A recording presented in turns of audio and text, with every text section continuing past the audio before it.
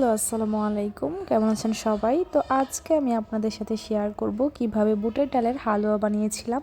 তো প্রথমেই আমি বুটের ডালগুলোকে প্রায় 2-3 ঘন্টার মতো সময় নিয়ে পানিতে ভিজিয়ে রেখে দিয়েছিলাম। তারপর আমি এগুলোকে পানি দিয়ে খুব ভালোভাবে সেদ্ধ করে নিব। তো এই তো সেদ্ধ করে যখন পানিটা শুকিয়ে যাবে ঠান্ডা করে আমি এগুলোকে বেটে নিচ্ছিলাম। আর এদিকে আমি পাটিসাপটা পিঠা বানাচ্ছিলাম আমার বাবুর জন্য।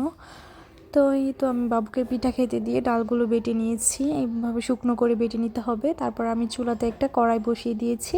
এখন আমি এটাতে দিয়ে দিব প্রায় 1 টেবিল চামচ পরিমাণ ঘি, 1 টুকরো দারুচিনি, 2টার মতো এলাচ আর 2টা তেজপাতা।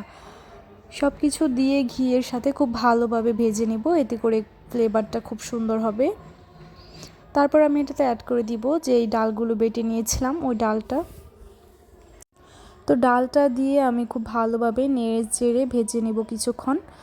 একটু সময় নিয়ে চুলার আঁচটা লোতে রেখে ডালটাকে ভেজে নিতে হবে। তারপর আমি এখানে অ্যাড করে দিয়েছি প্রায় 1/2 কাপের মতো চিনি। চিনি আপনারা কম বেশি করে দিতেই পারেন। তারপর আমি এটাতে অ্যাড করে দিব যে দুধের প্যাকেটগুলো কিনতে পাওয়া যায় দোকানে বা বাজারে, ওই দুধ। এখানে আমি প্রায় 1/2 কাপের মতো দুধ দিয়েছি। আপনারা চাইলে এখানে গুঁড়ো দুধ ব্যবহার করতে পারেন। দুধটা দিয়ে খুব ভালোভাবে নেড়ে চেড়ে মিশিয়ে নিব। আর চুলার আঁচটাকে লোতে রেখেই নাড়তে থাকবো। তো নাড়তে নাড়তে এক পর্যায়ে যখন দেখতে পাবেন যে এরকম কড়াই থেকে উঠে উঠে আসবে, তখন চুলা থেকে নামিয়ে নিব। আর বড় একটা স্টিলের প্লেটে হালকা একটু ঘি মেখে তারপর এরকম হাত দিয়ে শেপ দিয়ে নেবেন।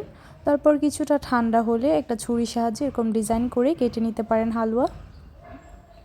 তো এইভাবেই করে কিন্তু হালুয়া খুব সহজেই তৈরি করে নিতে পারেন।